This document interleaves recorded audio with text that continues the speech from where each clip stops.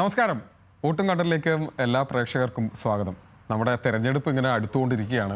എല്ലാ മുന്നണികളും അവരുടെ സ്ഥാനാർത്ഥികൾ ആരൊക്കെയാണെന്ന് ഏകദേശം ഒരു ധാരണയൊക്കെ ഏതാണ്ട് എല്ലാ മണ്ഡലങ്ങളിലൊക്കെ ആയി വരുന്നു. കോൺഗ്രസിൻ്റെ സ്ഥാനാർത്ഥി പട്ടികയുമായി ബന്ധപ്പെട്ട് 2 ഘട്ടത്തിൽ അവർ പട്ടിക പുറത്തിറക്കി. പക്ഷേ അപ്പോഴും ചില മണ്ഡലങ്ങളിൽ ഒരു കൺഫ്യൂഷൻ ഉള്ളതുപോലെ അതിലേറ്റവും പ്രധാനപ്പെട്ട മണ്ഡലങ്ങളിൽ ഒന്ന് തിരുവനന്തപുരത്തെ നേമം മണ്ഡലമാണ്. കഴിഞ്ഞ തവണ വി ശിവൻകുട്ടി മത്സരിച്ച് വിജയിച്ചത്. അതിന് തൊട്ട് മുൻപ് BJP ആദ്യമായി അക്കൗണ്ട് തുറന്ന നേമം മണ്ഡലം. അതിനുശേഷം ഇത്തവണത്തെ തദ്ദേശ തെരഞ്ഞെടുപ്പിൽ അവിടെയുള്ള ഉണ്ടായ മാറ്റം, കഴിഞ്ഞ തൊട്ട് മുൻപുണ്ടായ ലോക്സഭാ തെരഞ്ഞെടുപ്പിൽ അവിടെ ഉണ്ടായ BJPക്ക് അനുകൂലമായിട്ടുള്ള വോട്ട് ശതമാനത്തിലെ വർധനവെല്ലാം ആ മണ്ഡലത്തെ വ്യത്യസ്തമാക്കുന്നുണ്ട്. അപ്പോഴാണ് അവിടെ കോൺഗ്രസ് ഇത്രത്തോളം ആശയക്കുഴപ്പം, ആരെ അവിടെ സ്ഥാനാർത്ഥിയാക്കണമെന്ന് ഓരോ തവണയും മാറ്റിയും മറിച്ചും അവിടെ പരീക്ഷണങ്ങളും ചർച്ചകളും നടത്തിക്കൊണ്ടിരിക്കുന്നത്. അത് അങ്ങനെ മുമ്പോട്ട് പോകുന്നത് ഏത് തരത്തിലായിരിക്കും, അല്ലെങ്കിൽ ആർക്കൊക്കെ ആയിരിക്കും ഗുണം ചെയ്യുക എന്നതൊക്കെ അടക്കമുള്ള കാര്യങ്ങളാണ് നമ്മളിന്ന് ചർച്ച ചെയ്യുന്നത്. എനിക്കൊപ്പം സുജിത് ചന്ദ്രനും അതോടൊപ്പം തന്നെ ആസിഫ് മുഹമ്മദും ഉണ്ട്. സുജിത് ചന്ദ്രനിലേക്ക്, ഇതിപ്പോൾ നമ്മൾ മുമ്പ് വോട്ടും കെട്ട നമ്മളൊരു ചായയൊക്കെ കുടിച്ച് നമ്മൾ ചർച്ച ചെയ്ത വിഷയമാണ് വൈഷ്ണവ് സുരേഷ് ആയിരിക്കുമെന്ന്. അതിനുശേഷം കെ ശബരിനാഥൻ്റെ പേര് വരുന്നു. വൈകുന്നേരം ഇപ്പോൾ ശബരിനാഥനല്ല മറ്റൊരാളിലേക്ക് പോകുന്നു എന്നുള്ള ചർച്ചകളുണ്ടാകുന്നു. അങ്ങനെ കോൺഗ്രസിനെ സംബന്ധിച്ചിടത്തോളം വലിയൊരു ആശയക്കുഴപ്പം യഥാർത്ഥത്തിൽ ഈ നിയമമണ്ഡലവുമായി ബന്ധപ്പെട്ടുണ്ടോ? ഉണ്ട്.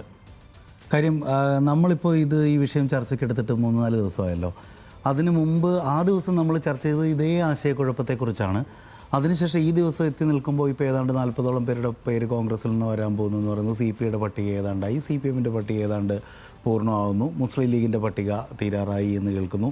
നിയമത്തെ സംബന്ധിച്ച് ഇതിപ്പോൾ അരുവിക്കരയിൽ ഇപ്പോൾ VS ശിവകുമാർ മത്സരിക്കുമെന്ന് കേൾക്കുന്നു. തിരുവനന്തപുരം സെൻട്രലും ശിവകുമാറിന് നോട്ടമുണ്ട്. നെയ്യാറ്റിൻകരയിൽ N ശക്തൻ, വാമനപുരത്ത് പാലോട് രവി, ഇതൊക്കെ പറഞ്ഞു കേൾക്കുന്ന പല പേരുകളിലെന്നാണ്. പക്ഷേ നിയമത്ത് അന്ന് നമ്മൾ കേട്ട പേരേതായിരുന്നു? വൈഷ്ണവ് സുരേഷ്. ഇപ്പോൾ നമ്മൾ 2 പേര് കൂടി അതിൻ്റെ കൂടെ കേൾക്കുന്നുണ്ട്. ഏതൊക്കെയാണെന്നറിയോ? വീണ S നായരും രാഹുൽ ഈശ്വറും. ഈ ലെവലിലാണ് അവിടുത്തെ കൺഫ്യൂഷൻ പോകുന്നത്. പിന്നെ ഇന്ന് വന്ന വാർത്തകൾ ശരിയാണെങ്കിൽ അത് ഒഫീഷ്യലായിട്ട് സ്ഥിരീകരിക്കപ്പെട്ടിട്ടില്ല. പിന്നെ ശബരിനാഥനെ അവിടേക്ക് മത്സരിപ്പിക്കാൻ ശ്രമിക്കുന്നു എന്ന് കേൾക്കുന്നു. അങ്ങനെയെങ്കിൽ കോൺഗ്രസ് എടുക്കുന്ന ഏറ്റവും അതിഗംഭീരമായൊരു പൊളിറ്റിക്കൽ ഡിസിഷൻസിലൊന്നായിരിക്കും ശബരിനാഥനെ നിയമത്ത് ഫീൽഡ് ചെയ്യുന്നെങ്കിൽ അത്. കാര്യം എന്താ, അതിന് മുമ്പുണ്ടായിരുന്ന തെരഞ്ഞെടുപ്പിൽ കെ മുരളീധരൻ അവിടെ വന്നതുകൊണ്ട് മാത്രവും കെ മുരളീധരൻ അതിന് തൊട്ട് മുമ്പുള്ള ഇലക്ഷനേക്കാൾ ഏതാണ്ട് 20,000-ന് മേൽ വോട്ട് പിടിച്ചു മാറ്റിയതുകൊണ്ടും ശക്തമായ ത്രികോണ മത്സരം അവിടെ നടന്നതുകൊണ്ടുമാണ് അവിടെ ഫെയർ ആയിട്ടുള്ള ഇലക്ഷൻ നടന്നത്. അല്ലെങ്കിൽ അതിനു മുമ്പ് സുരേന്ദ്രൻപിള്ളയൊക്കെ മത്സരിച്ചപ്പോൾ 14,000 ചിലർ വോട്ടിൽ കടന്നതിലാണ് 36,000-ന് മേളിലേക്ക് പിന്നെ വോട്ട് മാറ്റിയതും. അക്കൗണ്ട് ഞങ്ങൾ പൂട്ടിച്ചുവെന്ന് CPIM-ന് വീമ്പ് പറയുമ്പോൾ തീർച്ചയായിട്ടും രാഷ്ട്രീയ മത്സരമായിരുന്നു. അതിന് തുല്യമായിട്ടുള്ള ഒരു വെയിറ്റേജ്, തുല്യമായിട്ടുള്ള ആ മത്സരത്തിൽ CPM വിജയിച്ചതിൽ ഒരു വലിയ പങ്ക് കോൺഗ്രസ് പിടിച്ച വോട്ടുകൾക്കുണ്ട്. അതേസമയം ഈ നിർത്താൻ പോകുന്നത് വൈഷ്ണവ് സുരേഷിനെയാണെങ്കിൽ വൈഷ്ണവ് സുരേഷ് അന്നും നമ്മൾ പറഞ്ഞു മോശക്കാരിയല്ല, പക്ഷേ എക്സ്പീരിയൻസ് കുറവുള്ള ആളാണ്, പിന്നെ മണ്ഡലപരിചയം കുറവുള്ള ആളാണ്. ആഫ്റ്റർ ഓൾ KSUയിൽ നിന്ന് ജയിച്ച് ഇപ്പോൾ കൗൺസിലറായിട്ട് വന്ന് 300 ചില്ലറ വോട്ടിന് കൗൺസിലറായിട്ട് തിരഞ്ഞെടുക്കപ്പെടുന്ന ഒരു സ്പെക്ട്രമല്ല ഇതിൻ്റേത്. അപ്പോൾ പിന്നെ രാഹുൽ സുരേഷ് ഒന്നാണെങ്കിൽ രാഹുൽ ഈശ്വർ ഒന്നാണെങ്കിൽ പറയേ വേണ്ട. രാഹുൽ ഈശ്വറിൻ്റെ അടുത്ത് പോയി ചർച്ച നടത്തിയെന്നും പിന്നെ പുരുഷ കമ്മീഷനെ സപ്പോർട്ട് ചെയ്യാമെങ്കിൽ ഞാൻ ശ്രമിക്കാമെന്ന് പുള്ളി പറഞ്ഞെന്നും ഒക്കെയാണ് കേൾക്കുന്നത്. അങ്ങനെയൊക്കെ ആണെങ്കിൽ അവിടെ നിയമത്ത് കോൺഗ്രസ്സുകാർ ഒളിച്ചോടുകയാണെന്നുള്ള തീരുമാനം നമുക്ക് ആവർത്തിക്കേണ്ടി വരും. ഒന്നുകൂടി വരുന്നത് ശബരിനാഥനാണെങ്കിൽ ഗംഭീരമായ ഡിസിഷനായിരിക്കും. ഈ ആസിഫ്, ഇപ്പോൾ കഴിഞ്ഞ നിയമസഭാ തെരഞ്ഞെടുപ്പ് അത് 2016 അവിടെ രാജഗോപാൽ ജയിക്കുന്നു, അങ്ങനെ ഒരു സാഹചര്യം അവിടെ ഉണ്ടാകുന്നു. 2021 ശിവൻകുട്ടി വീണ്ടും തിരിച്ചവിടെ ജയിക്കുന്നു. അപ്പം സുചന്ദ്രൻ പറഞ്ഞതുപോലെ അവിടെ വരുന്നത് മുരളീധരനെ പോലെ ഒരു നേതാവാണ്. ആ നേതാവ് അവിടെ 25% വോട്ട് പിടിക്കുന്നത്. അതുവരെ ഏകദേശം 9%, 7% ഒക്കെ വോട്ടുണ്ടായിരുന്നതെന്നാണ് 25%-ലേക്ക് ആ വോട്ട് ഷെയർ ഉയർത്തുന്നതാണ് യഥാർത്ഥത്തിൽ അവിടെ ആ വിജയത്തിന് പിന്നിലുള്ളൊരു കാരണം. ഇത്തവണ നമ്മൾ എന്തൊക്കെ പറഞ്ഞാലും അവിടെ BJP ഉണ്ടാക്കി വെച്ചിട്ടുള്ള ഒരു ബേസ് ഉണ്ടല്ലോ. കഴിഞ്ഞ തദ്ദേശ തെരഞ്ഞെടുപ്പ്, അതിന് തൊട്ട് മുമ്പുള്ള ലോക്സഭാ തെരഞ്ഞെടുപ്പിൽ അവിടെ ജയിച്ചത് ശശി തരൂരാണ്. അതായത് തിരുവനന്തപുരം മണ്ഡലത്തിൽ ജയിച്ചത് ശശി തരൂരാണ്. ഏതാണ്ട് 22,000 വോട്ടാണ് നേമത്ത് രാജീവ് ചന്ദ്രശേഖരൻ പിടിച്ചത്. അത് ആ ലീഡ് ആ പ്രതീക്ഷയിലാണ് അവിടെ മത്സരിക്കാൻ തയ്യാറെടുക്കുന്നത്. അതോടൊപ്പം തന്നെ 22 കോർപ്പറേഷൻ വാർഡ് കൗൺസിൽ ഉള്ളതിൽ തന്നെ 17 ഉള്ളത് BJPയുടെ 5 ലെഫ്റ്റിനെതിരെ. അപ്പോൾ അത്രത്തോളം കണക്കുകൾ പോലും BJPക്ക് അനുകൂലമായി നിൽക്കുന്ന ഒരു സാഹചര്യത്തിലാണ് അവിടെ ആരായിരിക്കും കോൺഗ്രസിൻ്റെ സ്ഥാനാർത്ഥി, അതിനനുസരിച്ചായിരിക്കും അവിടെ ഒരു ഫൈറ്റ് ഉണ്ടാവുക, അല്ലെങ്കിൽ ഏകപക്ഷീയമായി പോകുന്ന തരത്തിലേക്ക് കാര്യങ്ങൾ പോകും എന്ന ചർച്ച നടക്കുമ്പോഴാണ്. അപ്പോൾ ഇതിനെങ്ങനെയായിരിക്കും കോൺഗ്രസ് ടാക്കിൾ ചെയ്യാൻ പോകുന്നതെന്ന് വിചാരിക്കുന്നു? ശരിക്കും പറഞ്ഞാൽ കോൺഗ്രസിൻ്റെ സംഘടനാ സംവിധാനമൊക്കെ വളരെ വലിയ രീതിയിൽ നിർജ്ജീവമായൊരു മണ്ഡലമായിട്ട് നമുക്ക് നിയമത്തെ കാണേണ്ടി വരും. കാരണം അതിനു മുമ്പ് മുന്നണി സ്ഥാനാർത്ഥികൾക്കാണ് അവസരം കൊടുത്തുകൊണ്ടിരുന്നത്. കഴിഞ്ഞ തവണയാണ് കോൺഗ്രസ് വീണ്ടും ആ സീറ്റ് ഏറ്റെടുക്കുന്നത്. അതിന് മുമ്പത്തെ 2 തവണയും മുന്നണി സ്ഥാനാർത്ഥികൾക്ക് മത്സരിക്കാൻ അവസരം കൊടുക്കുന്നു. അത് ബി ജെ പിക്ക് വലിയ രീതിയിൽ നേട്ടമുണ്ടാക്കാനും ബി ജെ പിക്ക് വലിയ രീതിയിൽ കടന്നു വരാനും ഒരു അവസരം കൊടുത്തത് ആ സമയത്താണ്. നമുക്കറിയാം സുരേന്ദ്രൻപിള്ള മത്സര സമയത്ത് എന്താണ് 14,000 ചിലവാണ് വോട്ട് എന്ന് പറഞ്ഞാൽ അത് 13,000 ചിലവാണ് വോട്ടേ ഉള്ളൂ, 9.8% വോട്ട് അത്രേ ഉള്ളൂ. ആ ഒരു മണ്ഡലമാണ് കഴിഞ്ഞ തവണ കെ മുരളീധരൻ വീണ്ടും മത്സരിച്ചപ്പോൾ 3ാം സ്ഥാനത്ത് തന്നെ ആയിരുന്നെങ്കിൽ പോലും ബി ജെ പിയുടെ തോൽവി ഉറപ്പിക്കാൻ കഴിഞ്ഞത് സ്വാഭാവികമായും അതുകൊണ്ടാണ്. പക്ഷേ ഇപ്പോഴും എനിക്ക് പറയാനുള്ളത് കോൺഗ്രസിന് അവിടെ ഒരു മികച്ച സ്ഥാനാർത്ഥിയെ കൊടുക്കാൻ കഴിയുമെന്ന് എനിക്ക് തോന്നുന്നില്ല. ഒരുപക്ഷെ ശബരിനാഥിൻ്റെ പേരിങ്ങനെ ഉയർന്നു വരുന്നു. പക്ഷേ ശബരിനാഥിനെ സംബന്ധിച്ചിടത്തോളം എന്താണ് ഏറ്റവും സേഫായിട്ടൊരു മണ്ഡലമേ ശബരിനാഥ് നോക്കാനുള്ള സാധ്യതയുള്ളൂ. കാരണം പുള്ളിക്ക് അങ്ങനെ വഴങ്ങി കൊടുക്കേണ്ട കാര്യമില്ല. കാരണം പുള്ളി ഇപ്പോൾ നമുക്കറിയാം തദ്ദേശ തെരഞ്ഞെടുപ്പിൽ പാർട്ടിയുടെ ഒരു നിർദ്ദേശം സ്വീകരിച്ചു, അങ്ങനെ വന്ന് മത്സരിക്കുന്നു. അവിടെ കോർപ്പറേഷനിൽ എന്തൊക്കെ പറഞ്ഞാലും കോർപ്പറേഷനിൽ പുറകിൽ നിന്നിരുന്ന കോൺഗ്രസിന് ചെറിയൊരു നേട്ടം, അവരെ സംബന്ധിച്ചുള്ളൊരു നേട്ടം ഉണ്ടാക്കാൻ കഴിഞ്ഞു. കഴിഞ്ഞ തവണത്തേക്കാളും ഒരു മെച്ചപ്പെട്ട നേട്ടം ഉണ്ടാക്കാൻ കഴിഞ്ഞു. പക്ഷേ ശബരിനാഥിൻ്റെ ഒരു പ്രശ്നം എന്ന് പറഞ്ഞാൽ ഈ പാർട്ടി നേരിട്ടും അല്ലാതെ നടത്തിയ 4 സർവേകളിലും അരുവിക്കരയിൽ ശബരിയുടെ പേരാണ് ഒന്നാമതുള്ളത്. അപ്പോൾ ശബരിക്ക് അവിടെ വിജയിക്കാൻ ഏറ്റവും വലിയ സാധ്യതയുള്ളൊരു സീറ്റ് അവിടെ കിടക്കുകയാണ്. അവിടെ ശബരി വാശി പിടിച്ചാൽ അത് അംഗീകരിക്കപ്പെടാനുള്ളൊരു സാധ്യതയുണ്ട്.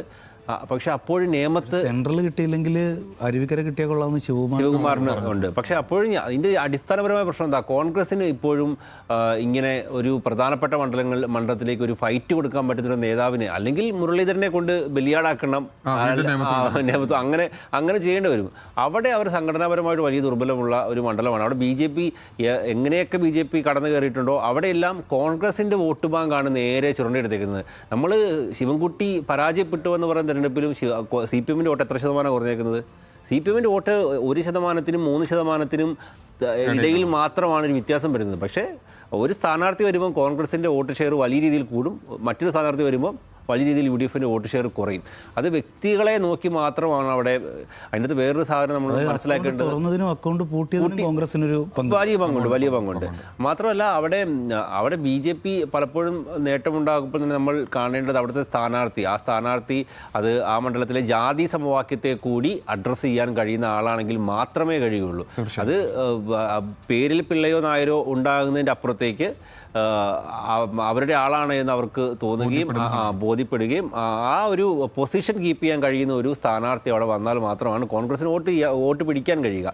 ഇപ്പോഴും ഞാൻ പറയുന്നത് ആ മണ്ഡലത്തിൽ വലിയ ഫൈറ്റ് നടക്കുക സി പി എമ്മും ബി ജെ പിയും തമ്മിൽ തന്നെ ഫൈറ്റ് നടക്കാനുള്ളൊരു സാധ്യതയാണുള്ളത്. പക്ഷേ അവിടെ കോൺഗ്രസ് ഫീഡ് ചെയ്യുന്ന സ്ഥാനാർത്ഥി അത് നിർണായകമായിരിക്കും. ശബരി വന്നാൽ സ്വാഭാവികമായിട്ടും നമുക്ക് വീണ്ടും ഒരു ത്രികോണ മത്സരം എന്നൊക്കെ പറയാൻ കഴിയുന്ന സാഹചര്യങ്ങളിലേക്ക് കാര്യങ്ങളെത്തും. അല്ലെങ്കിൽ ത്രികോണ മത്സരം എന്നൊക്കെ നമുക്ക് വെറുതെ പേരിന് പറയാവുന്നതേ ഉള്ളൂ. കോൺഗ്രസ് 10-20,000 താഴെ മാത്രം വോട്ട് പിടിക്കുന്ന, അല്ലെങ്കിൽ അതിലും താഴെ വോട്ട് പിടിക്കുന്ന ഒരു പാർട്ടിയായി മാത്രം അവിടെ. രാജീവ് ചന്ദ്രശേഖർ ഇതിനു മുമ്പ് പറഞ്ഞത് എന്താണെന്നറിയോ, ഞങ്ങളും കോൺഗ്രസും തമ്മിലാണെന്ന് മത്സരം. അത് സി പി എമ്മിനെ ടീസ് ചെയ്യാൻ വേണ്ടി പറഞ്ഞതായിരിക്കും. പക്ഷേ ഞങ്ങളും കോൺഗ്രസും തമ്മിലാണ് മത്സരമെന്ന് രാജീവ് ചന്ദ്രശേഖർ സംസ്ഥാന അധ്യക്ഷൻ പ്രഖ്യാപിക്കുന്ന ഒരു സ്ഥലത്തേക്ക് നല്ലൊരു സ്ഥാനാർത്ഥിയെ ഇട്ടുകൊടുക്കാൻ കോൺഗ്രസ്സിന് പറ്റുന്നില്ല, അല്ലെങ്കിൽ ആരും തയ്യാറാവുന്നില്ല എന്നുള്ളത് ഡെഫിനറ്റായിട്ട് നമ്മളിപ്പോൾ ഇത്രയും നേരം പറഞ്ഞുകൊണ്ടിരിക്കുന്ന ഈ കണക്കിൻ്റെ പ്രശ്നം തന്നെയാണ്. കാര്യം എന്താ, തദ്ദേശ തെരഞ്ഞെടുപ്പ് തൊട്ട് കഴിഞ്ഞ നിയമസഭ തൊട്ട് അതിന് മുമ്പോട്ട് എൻശക്തൻ്റെ കാലം കഴിഞ്ഞാൽ 2006 മുതൽ ഇങ്ങോട്ടുള്ള കണക്കും നോക്കിയാൽ കോൺഗ്രസിന് ആശാവഹമായിട്ട് അതിലൊന്നുമില്ല. പിന്നെ പറയട്ടെ, അതായത് ഇപ്പോൾ ഏതാണ്ട് നിയമത്തിൻ്റെ തനിയാവർത്തനം സെൻട്രലി സംഭവിക്കാൻ പോവുകയാണെന്നാണ് എനിക്ക് തോന്നുന്നത്. നമ്മുടെ ഇപ്പോഴത്തെ വിഷയം അല്ലെങ്കിലും അവിടെ സി പി ജോണിനെയാണ് കൊടുക്കുന്നതെങ്കിൽ സുരേന്ദ്രൻപിള്ളയെ കൊടുത്ത് പിന്നെ നിയമം പോലെ തന്നെ ആയിരിക്കും സെൻട്രൽ ഇവർ ചെയ്യാൻ പോകുന്നത്. ഇപ്പോൾ ഇത് തന്നെ ഈ കണക്ക് പറയുമ്പോഴേ കഴിഞ്ഞ ലോക്സഭാ തെരഞ്ഞെടുപ്പിലെ കണക്ക് നോക്കുമ്പോൾ രാജീവ് ചന്ദ്രശേഖറിന് നിയമം മണ്ഡലത്തിൽ കിട്ടിയത് 61,227 വോട്ടാണ്. അതായത് 45%, അതായത് 45.8, ഏതാണ്ട് 46% വോട്ടാണ്. ശശി തരൂരാണ് അവിടെ ജയിച്ചത് തിരുവനന്തപുരം ലോക്സഭാ മണ്ഡലത്തിൽ. പക്ഷേ 39,101 വോട്ട്, അതായത് 29.26% വോട്ട് ഉള്ളു അവിടെ. അന്യൻ രവീന്ദ്രനാണ് സി പി ഐയുടെ തന്നെ ഏറ്റവും പ്രധാനപ്പെട്ട നേതാക്കളുള്ള ഒരാൾ. 33,322, 24.94 25% വോട്ടാണ് ലെഫ്റ്റിന് അവിടെ കിട്ടിയത്. അതാണ് തദ്ദേശത്തിൽ വന്നപ്പോൾ നേരിയ തോതിൽ മാറുന്നുണ്ട്. കാര്യം തദ്ദേശത്തിൽ വരുമ്പോഴത്തേക്ക് അപ്പോഴും ബി ജെ പിക്ക് 7000 വോട്ടിന്റെ ഭൂരിപക്ഷമുണ്ട്. 48,000 വോട്ട് NDA നേടുന്നു. BJP രാജീവ് ചന്ദ്രശേഖർ നേടിയ 61,227 നിന്ന് വാർഡ് അടിസ്ഥാനത്തിൽ കണക്കാക്കുമ്പോഴത്തേക്ക് അത് 48,945 കുറയുന്നുണ്ട്. LDFന്റെ പന്നിൻ നേടിയ 33,322 41,032 കൂടുന്നുണ്ട്. പക്ഷേ അവിടെ കോൺഗ്രസിന്റെ വോട്ട് 39,101 ആയിരുന്നു. അതിലും കുറഞ്ഞ് 22,197. പിന്നെ ആര് നിൽക്കും അവിടെ? അല്ല, അതിൽ തന്നെ നമ്മളിപ്പോൾ ആ കാണുമ്പോൾ ആ കാൻഡിഡേറ്റിന്റെ വ്യത്യാസം മനസ്സിലാക്കണം. അപ്പോൾ ശശി തരൂർ അവിടെ വന്ന് നിൽക്കുമ്പോഴും ആ കിട്ടുന്ന വോട്ട് അതല്ലെങ്കിൽ പറയുന്ന അല്ലെങ്കിൽ നമ്മളിപ്പോൾ നേരത്തെ ഈ പറഞ്ഞ മണ്ഡലത്തിന്റെ സ്വഭാവം വെച്ചിട്ടുള്ള അവിടുത്തെ ഒരു കാസ്റ്റിക്കേഷൻ വെച്ചിട്ടുള്ള കൊള്ളാവുന്നതിൽ ഏറ്റവും പ്രധാനപ്പെട്ട ഒരു നേതാവ് എന്ന നിലയ്ക്ക് ശശി തരൂർ അവിടെ വന്ന് നിൽക്കുമ്പോൾ പോലുള്ള വോട്ട്, അങ്ങനെ ഒരു പേഴ്സണുള്ള ആൾ പോലും വന്ന് നിന്നിട്ടും പക്ഷേ അവിടുത്തെ ഈ നമ്മളീ പറയുന്ന കമ്മ്യൂണിറ്റി സമവാക്യങ്ങൾക്കൊക്കെ യോജിക്കുന്ന അവരുടെ ആശയാഭിലാഷ ആഗ്രഹങ്ങളുമായിട്ടൊക്കെ ചേരുന്ന ഒരു പേരും ശരീരവും ഒക്കെ ഉള്ള ആളാണെങ്കിൽ വ്യക്തിത്വവും ഒക്കെ ഉള്ള ആളാണെങ്കിൽ പോലും അങ്ങേർക്ക് പോലും അവിടെ ബഹുദൂരം വ്യത്യാസമാണ്. 39,101 വോട്ടാണ് ശശി തരൂരിന് കിട്ടിയത്. രാജീവ് ചന്ദ്രശേഖരൻ 61,000, ഏതാണ്ട് ഇരട്ടിയോടടുത്ത വ്യത്യാസമാണ് വന്നത്. 22,000 വോട്ടിന്റെ വ്യത്യാസമാണ് അവിടെ ഉണ്ടായിട്ടുള്ളത്. അപ്പോൾ അതുകൊണ്ട് തന്നെ അങ്ങനെ ഒരു കൊള്ളാവുന്ന സ്ഥാനാർത്ഥിയെ നിർത്തണമെന്നുള്ള ചർച്ച വെക്കുമ്പോഴാണ് പക്ഷേ ഇപ്പോഴും ഒരാളെ കണ്ടെത്താൻ കഴിയാത്തൊരു സാഹചര്യത്തിലേക്ക് കോൺഗ്രസ് അവിടെ മാറുന്നത്. കോൺഗ്രസിന് അവിടെ ഒരു ഓപ്ഷൻ ഇല്ലാത്ത പോലെയാണ് എനിക്ക്. പക്ഷേ ഇതിൻ്റെ ഇടയിൽ എന്തോ ഒരു KPCC മുൻ വൈസ് പ്രസിഡന്റിന്റെ ബോർഡൊക്കെ വെച്ചിട്ട് അവിടെ ഒരു തർക്കം തുടങ്ങിയിട്ടൊരു വാർത്ത നമുക്ക് ഇന്നലെ ഉണ്ടായിരുന്നു കേട്ടോ. എന്തോ NS നുസൂറിനെ വിളിക്കൂ, നിയമത്തെ രക്ഷിക്കൂ എന്നൊക്കെ പറഞ്ഞവിടെ അതൊരു തമാശ. കോൺഗ്രസിന്റെ സ്വാഭാവികമായിട്ടുള്ള അതിൻ്റെ ഇലക്ഷൻ എടുക്കുന്ന കാലത്ത് വരുന്ന സ്ഥിരം തമാശകളിലൊന്നൊന്ന് കൂട്ടിയാൽ മതി. പക്ഷേ ഒരു കാലത്ത് ശക്തൻ അതിപ്പോൾ പറഞ്ഞിട്ട് ഒരർത്ഥമില്ല. കാര്യം അത് 5 പഞ്ചായത്തുകൾ പൂർണ്ണമായിട്ടും മാറി. പിന്നെ അതെ അതെ മണ്ഡലം അർത്ഥമില്ല. അപ്പം ഈ പറഞ്ഞ സത്യത്തിൽ രാജീവ് ചന്ദ്രശേഖരനെ സംബന്ധിച്ചിടത്തോളം ഈ കഴിഞ്ഞ ലോക്സഭാ തെരഞ്ഞെടുപ്പിൻ്റെ ഒരു ഗ്രിപ്പ്, അതിനോടൊപ്പം തന്നെ തദ്ദേശ തെരഞ്ഞെടുപ്പ് കിട്ടി ഇത്രയും വോട്ടിൻ്റെ പെർസെൻറ്റേജ് കുറയുന്നുണ്ടെങ്കിൽ പോലും അപ്പോഴും ആ കിട്ടുന്ന കോർപ്പറേഷൻ വാർഡുകളുടെ എണ്ണം അത് 22-17 എന്നുള്ളത് വലിയ കടലാസിലെ കണക്കിൽ അതിന് മേലെ ഒരു കോൺഫിഡൻസ് ഉറപ്പായിട്ടും അതനുസരിച്ചൊരു മെഷീനറി ഉണ്ടാക്കിയെടുക്കും. ഒരുപക്ഷെ കഴിഞ്ഞ ലോക്സഭാ തെരഞ്ഞെടുപ്പിൽ നമ്മൾ ഇപ്പോൾ ഞാൻ കൂടുതൽ തൃശ്ശൂർ നിന്നാണ്, ഇപ്പോൾ ആസിഫോ അങ്ങനെ ആയിരുന്നു എനിക്ക് തോന്നുന്നു. തിരുവനന്തപുരം ഒരു പരിധി കഴിഞ്ഞപ്പം അവിടുത്തെ റൺ മാറുന്നത്, അത് വോട്ടെണ്ണൽ വന്നപ്പോൾ അവസാന സമയം ആയപ്പോഴേക്കും ഇത് ആര് ജയിക്കും എന്ന നിലയിലേക്ക് പോലും നെക്കിലേക്ക് വന്നൊരു സീറ്റായിട്ട് അതിനെ മാറ്റിയെടുക്കാൻ രാജീവ് ചന്ദ്രശേഖർ കഴിഞ്ഞിട്ടുണ്ട്. ആദ്യം നമ്മൾ ആരും പ്രതീക്ഷിക്കാത്തതിനപ്പുറത്തേക്ക് തെരഞ്ഞെടുപ്പിൻ്റെ ഓരോ ഘട്ടത്തിലെത്തിയപ്പോഴും അതിനെ മാറ്റാനും അവിടെ അതിനനുസരിച്ചുള്ള വർക്ക് ചെയ്യാനും ആ മിഷനറി ചലിപ്പിക്കാനും കഴിയുന്ന ഒരാളാണെന്ന് കഴിഞ്ഞ ലോക്സഭാ തെരഞ്ഞെടുപ്പിൽ തെളിയിച്ചിട്ടുള്ള ആളാണ് രാജീവ് ചന്ദ്രശേഖരൻ. അപ്പോൾ അതുകൊണ്ട് തന്നെ അവിടെ ഈ ഒരാൾ നിയമത്തിൽ മത്സരിക്കാൻ സംഘടനാപരമായിട്ട് തിരുവനന്തപുരം നഗരത്തിൽ ഉണ്ടാക്കിയ വളർച്ചയെന്ന് പറഞ്ഞാൽ അഭൂതപൂർവമായ അടിത്തട്ടുറപ്പ് അവർ അവിടെ ഉണ്ടാക്കിയിട്ടുണ്ട്. ഈ നേരിയ പ്രശ്നങ്ങളൊക്കെ അവിടെ ഉണ്ടായിരുന്നു. ഇപ്പോൾ ആത്മഹത്യയുടെയോ ചിട്ടിക്കേസോ അങ്ങനെയൊക്കെ പറയുന്നുണ്ടെങ്കിൽ പോലും സംഘടന ശക്തമാണ് അവിടെ. ആ സംഘടനയുടെ തിരുവനന്തപുരം BJPയുടെ പ്രത്യേകിച്ചും ഈ നേരത്തെ പറഞ്ഞ പോലെ സ്വഭാവത്തിനും ആഗ്രഹങ്ങൾക്കോ അഭിലാഷങ്ങൾക്കോ ഒക്കെ ചേരുമ്പടി ചേരുന്ന പച്ചിലയും കത്രികയും എന്നൊക്കെ പറയുന്ന പോലത്തെ ഒരു നേതാവുമാണ് രാജീവ് ചന്ദ്രശേഖർ. അവിടുത്തെ ഒരു ഫ്ലോട്ടിംഗ് പോപ്പുലേഷൻ, അതിൽ തന്നെയുള്ള ഒരു പിന്നെ അപ്പർ ക്ലാസ് വിഭാഗം, അത്തരം ആൾക്കാർക്കൊക്കെ കൃത്യമായിട്ട് ഐഡന്റിഫൈ ചെയ്യാവുന്ന ആളാണ്.